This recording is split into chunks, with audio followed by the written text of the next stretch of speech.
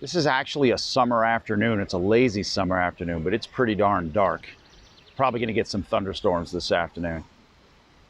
But in this video in which I talk about human rights, I think we need to begin our discussion at a corner of that palace right there. What you see in front of you is the Alte Schloss. It's the old palace. There are two of them here in Stuttgart.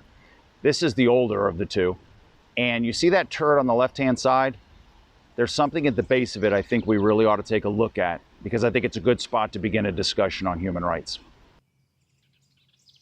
Just coincidentally, behind this palace right there is the oldest building here in Stuttgart. It's an old chapel. It's about 1,000 years old, a little bit less, maybe about 980 years old. But it is the oldest structure here in Stuttgart. And if we look on the other side of the Alte Schloss, can you see those cubes over there in the distance? Wow, not so far in the distance. That's where we're headed. These are the cubes I mean. Because these cubes represent something that I both hate and love about Stuttgart. This right here is a memorial to Jews that were rounded up and deported from Stuttgart back in the 1930s and 40s and ultimately murdered. Some of whom were even murdered right here in the city. They didn't even wait to be deported. Just inside of this memorial is a plaque I'm going to read to you. I'd like you to see it.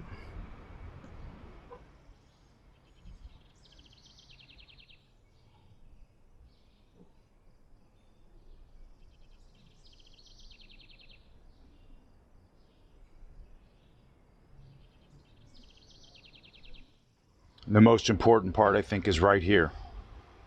Never again. Never again. I absolutely hate the fact that the human rights and the fundamental freedoms of the Jews here in Stuttgart were blatantly violated. But the part about it that I love is that Stuttgart does not hide from that part of its history. It does not hide what happened here, and it has vowed to never allow that to happen again. You and I both know people that love to go on and on about their rights. They say, oh, I have a right not to wear a mask. I have a right to throw my trash on the ground. In other words, I have a right to be a dumbass. Americans love to talk about their rights. But if you ask folks to actually name their specific rights under the Constitution, under the Bill of Rights, how many do you think they can actually name? In fact, for that matter, I challenge you to take a piece of paper and try to write down as many of your rights under the Bill of Rights, under the Constitution, as you can possibly remember. Let's see how many you can get. My best friend who's German and I sat down a couple weeks ago and we actually tried to write down as many rights as we could name out of the Constitution. We didn't get as far as we thought we would. So when people go on and on about they have rights, I think it's important that they actually know where those rights come from and exactly what those rights are. And maybe most importantly, how to enforce those rights.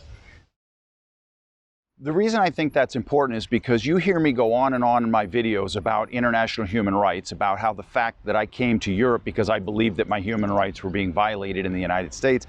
And you've heard me say that I have filed a complaint in a German court here against the United States for human rights violations under the American sex offender policy.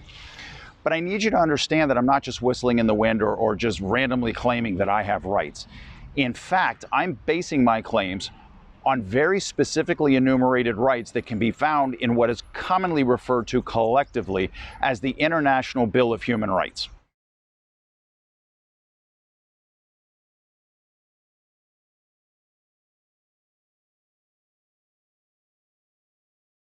So for the next few minutes, I'm going to walk you through the most important human rights documents that we have today, the ones which you personally can claim for yourself.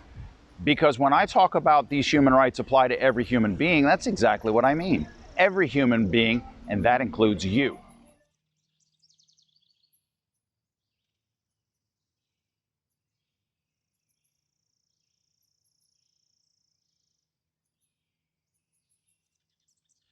It's really kind of ironic when you think about it.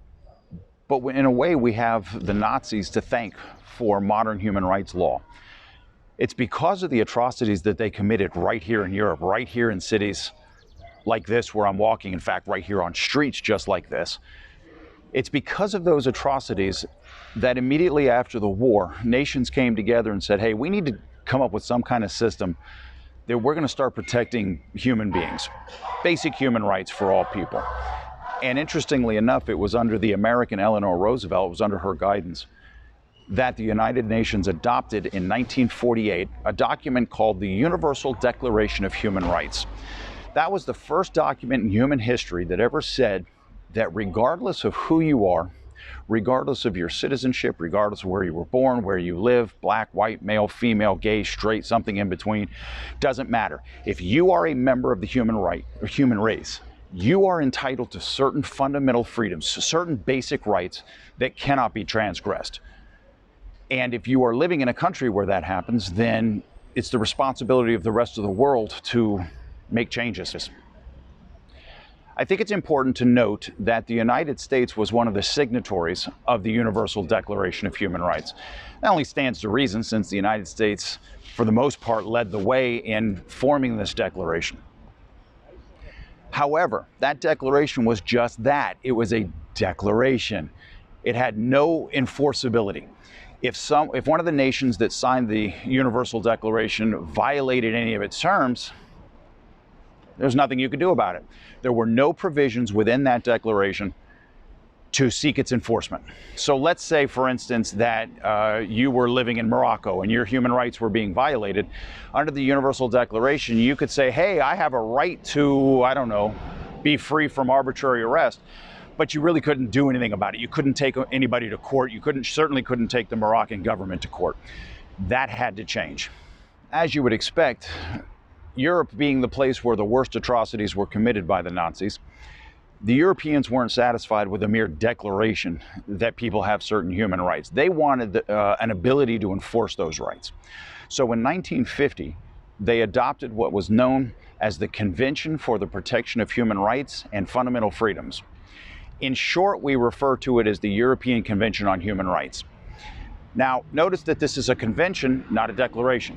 And what that means is the Europeans got together. Now, this is before the formation of the European Union, but the European countries came together and said, not only are these specifically enumerated rights guaranteed to every human being, regardless of any distinction, there are also mechanisms for enforcing it.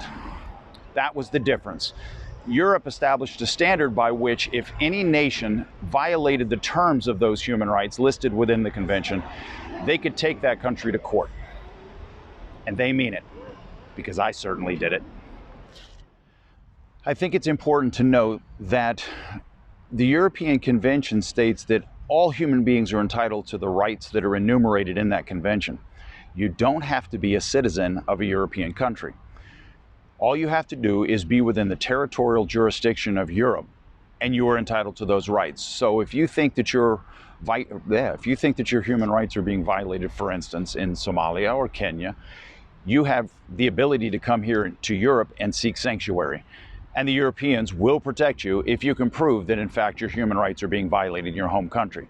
Doesn't matter that Somalia or Kenya, and I'm just picking examples, are not signatories to the convention. That's irrelevant.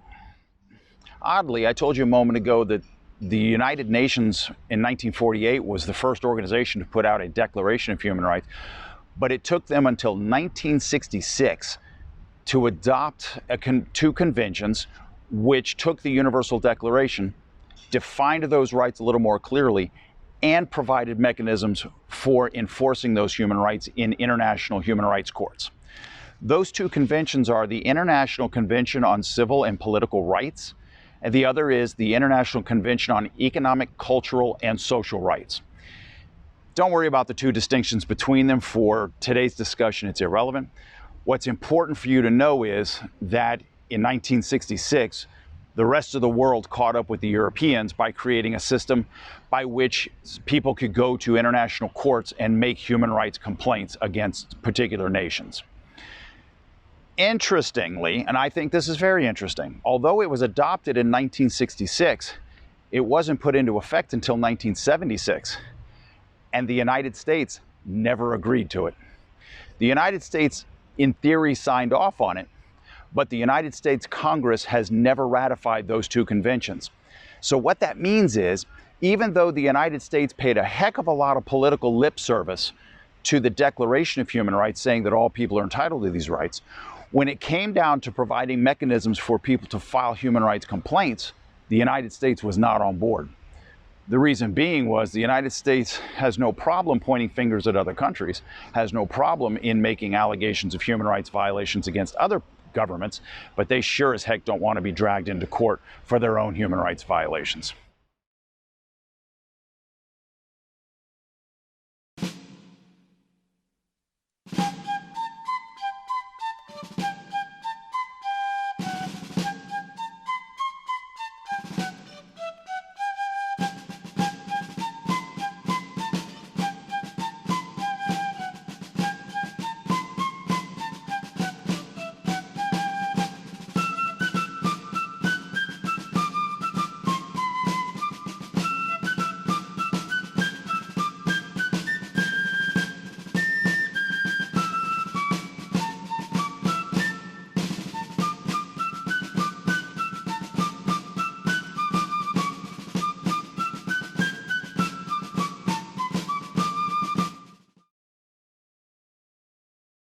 So I really hope you enjoyed this video, even if the information was a bit basic. I mean, really, that's all an introductory video is for. In the next video, I'm going to go into much greater detail about which specific rights you're entitled to under these international covenants.